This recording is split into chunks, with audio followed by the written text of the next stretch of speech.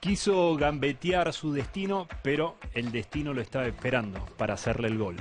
Ya está Santiago, esto es Historia Mundiales.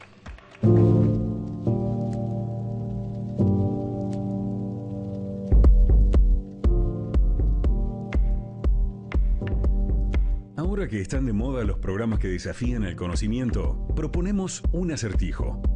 Nombrar un futbolista sinónimo de magia y talento que fuera la alegría y el orgullo de todo un pueblo. Que conoció la pobreza, la gloria, la fama y el ocaso mezclado con alcohol y dejadez. De muerte temprana y recuerdo imborrable. ¿Lo tienen? Los libros de historia lo nombran formalmente como Manuel Francisco dos Santos. El fútbol, el de antes y el de siempre, lo conoce por su apodo, Garrincha.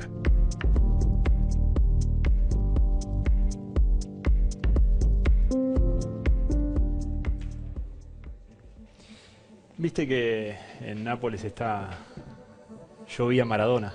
Yo vi a Maradona. Vos podés decir, yo vi a Garrincha. Yo vi a Garrincha, sí. Muchos no saben que estuviste en Brasil. No, viviendo. no lo saben. Yo en el año 57 con mis padres fui a vivir allí y a partir de allí lo vi jugar a Garrincha, Carioca, jugando contra Sao Paulo.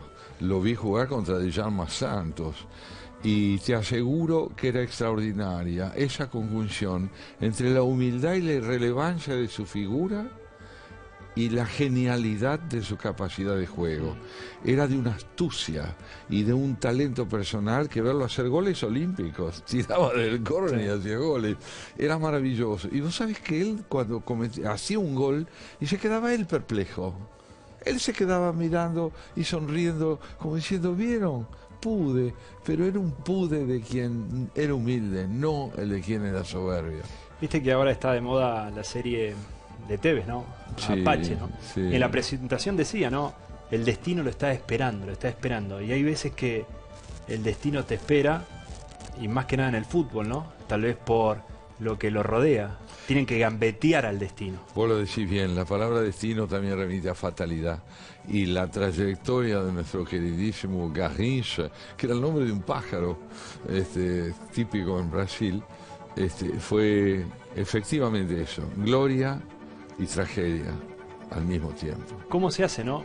Para tocar el cielo con las manos, porque algunos, en esa dualidad, ¿no? De Maradona-Pelé, o si queremos abarcar más, decir hoy Messi, te decían, no, pero Garrincha, ¿vos lo viste a Garrincha? Sí, yo lo vi a Y te Garrincha. decían, pero Garrincha, no sabes lo que era Garrincha. Si hoy jugaba Garrincha con esta televisión, globalización, era el mejor de todos los tiempos. Yo no sé si era el mejor de todos los tiempos, lo que te puedo decir es que era un artista. Era el futbolista artista, era el hombre que era capaz de jugadas de una limpidez estética excepcional.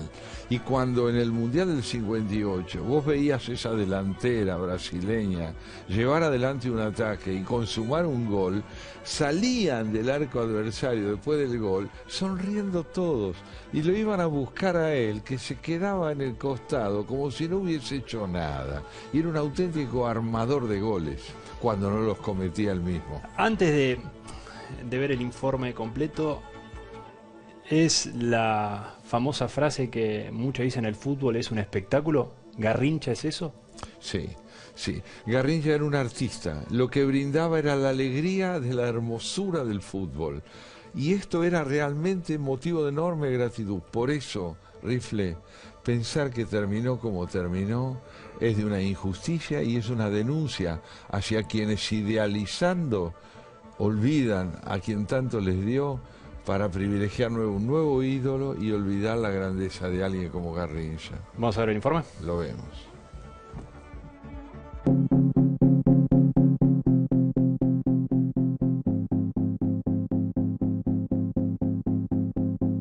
Garrincha nació en un hogar muy pobre de Pau Grande, un pueblito cerca de Río de Janeiro, el 28 de octubre de 1933. De chico era conocido como Mané, apócope portugués de su nombre principal. Y de chico también empezó a destacarse por una gambeta endiablada cada vez que dejaba el trabajo en el taller de costuras para patear una pelota. por entonces, su única pasión. Solía decir que en esos años aprendió a ser humilde, a coser y a jugar al fútbol, en ese orden. Al fútbol lo llevaba en su ADN. Tuvo 12 hermanos. Uno de ellos, una hermana en realidad, lo bautizó Garrincha, el nombre de un pájaro del Mato Grosso. Es un ave fea, que vuela muy rápido pero no sirve para nada. Cuenta la leyenda que fue la explicación de su hermana Rosa. Y allí fue Garrincha, el patizambo de los pies girados hacia adentro, el de las piernas torcidas, la izquierda 6 centímetros más larga, víctima de una poliomielitis a los 6 años y con una deformidad de nacimiento en la columna. Allí fue Garrincha, con un físico demasiado frágil para jugar al fútbol, a gambetear los pronósticos de los médicos, como gambetearía a cuanto rival se le pusiese enfrente. Como no gambetearía al alcohol, a la soledad y a la muerte prematura. Después de ser rechazado en varios clubes, consiguió una oportunidad en Botafogo. Se presentó como wing derecho y le tocó enfrentar a Nilton Santos, defensor 8 años mayor, que sería el emblema de la selección. Garrincha lo eludió tantas veces que al término de la práctica, Nilton se acercó a los entrenadores y les exigió que no dejaran ir a ese chico. Nunca más tuvo que enfrentarlo. Consolidado como excepcional puntero derecho, gambeteador indescifrable, para muchos el más grande de la historia, Garrincha brilló en Botafogo. Marcó 252 goles en 609 partidos y fue tricampeón carioca. Y de allí saltó a la selección brasileña. Jugó 60 partidos, anotó 17 goles y fue clave para los 2 primeros títulos mundiales, Suecia 58 y Chile 62, donde fue considerado el mejor jugador.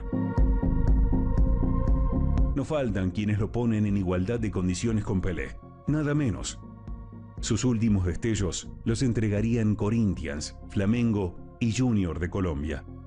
Pero mientras construía una carrera excepcional, Garrincha se dejaba llevar por las tentaciones o mantenía su esencia despreocupada e ingenua. El alcohol, el sexo, la inocencia lo acompañaron a lo largo de su carrera. Yo no vivo la vida me vive a mí, dijo alguna vez. Su debilidad con las mujeres le deparó al menos 14 hijos, entre ellos Ulf Lindberg, fruto de una relación ocasional en Suecia en el 59 durante una gira del Botafogo. Su indolencia quedó expuesta en cientos de anécdotas, aunque algunas apenas formen parte del imaginario popular, como la que protagonizó en Chile durante el Mundial. Expulsado en semifinales, su presencia en la final se convirtió en cuestión de estado. Indultado, cuentan que Mané fue a ver a su entrenador minutos antes del partido decisivo y le preguntó: «Maestro, ¿hoy es la final?». Desconcertado, Aimoré Moreira respondió que sí, que por supuesto. «Ah, con razón hay tanta gente», dicen que dijo. Como también cuentan que un día, tras escuchar la compleja charla técnica de uno de sus entrenadores, se le acercó y le preguntó: «¿Usted ya se puso de acuerdo con los rivales para que nos dejen hacer todo esto?». Las crónicas aseguran que en 1963 fue el último partido en que Garrincha se comportó como Garrincha, al menos dentro de las canchas. Sus idas y vueltas amorosas, sus rodillas devastadas por el exceso de partidos, la violencia de los rivales y las infiltraciones, su hígado maltratado por la callaza y la cerveza, lo fueron convirtiendo de estrella en adicto. Mané entraría en caída libre. Ya sin fútbol, olvidado, regresó a su pueblo natal, donde se fue apagando. El 20 de enero de 1983 murió en un hospital solo, tras la enésima internación en 3 años, víctima de cirrosis. Tenía 49. Su entierro fue multitudinario y caótico. El ataúd llegó al cementerio de Raíz da Serra, rodeado por una multitud que se suponía lo había olvidado. «La alegría del pueblo», escribieron en su tumba. Fue una especie de mea culpa colectivo, que no es privativo de Brasil ni del caso de Garrincha. Ocurre a veces que la muerte del ídolo nos recuerda lo que hicimos con él después de amarlo. No hay peor cosa que el olvido, la ingratitud, el descarte de ese que nos dio tanto y al que un día, porque dejó de ser lo que era, le soltamos la mano.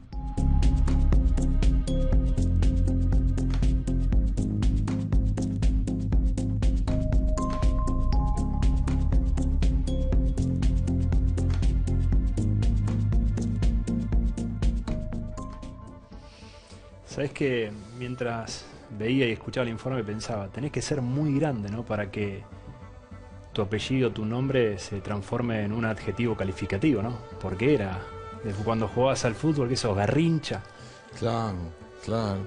Y saber, es tan emocionante para mí volver a verlo. Yo lo veía, es decir, no lo veía por la televisión, lo veía.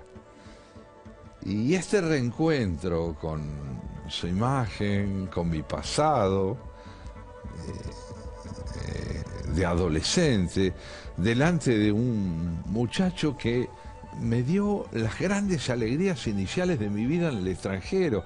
Yo era un chico que venía de otro país y viéndolo jugar estaba en mi casa. Claro, el fútbol, como muchas veces se dice, une, ¿no? Como Claro. que es el mismo idioma. Capaz que vos no falabas, Yo no falaba portugués, pero pero jugaba. jugaba y ahí era el mismo idioma. Exactamente, y créeme que si hay algo que me incorporó a la sociedad brasileña inicialmente fue, no hablando el idioma, haber sabido jugar al fútbol. Y cuando lo veo a él, además lo que descubro, como tantas veces ocurre con Pelé, con Djalma Santos, con el propio Gilmar, con tantos jugadores brasileños, eran auténticos artistas, tenían el sentido risueño de la eficiencia cuando jugaban. Sabes que no, hay algo que no, el deporte no cambia, ¿no? Pasan los años, el negocio se hace más grande, pero a los protagonistas, a los verdaderos protagonistas, se los exprime y no se lo potencia y no se lo cuida, ¿no? Porque es una historia repetida y alguno podrá decir, pero era en el 50, en el 60, sigue pasando ahora. Cada vez te diría, y la historia no nos ayudó para mejorar. No, hay muy bien marcado. Yo creo que uno de los subrayados esenciales de titulares es recordar qué injustos somos con aquellos que teniendo talento se convierten en víctimas de la explotación. Me parece que debemos seguir denunciándolos para que la memoria de Garrincha nos ayude a tener siempre presente que en el fondo del modo como tratamos a quienes tienen talento solo hay una incapacidad muy profunda de reconocer al prójimo. Gracias, Santiago. Chao, Nos vemos el martes.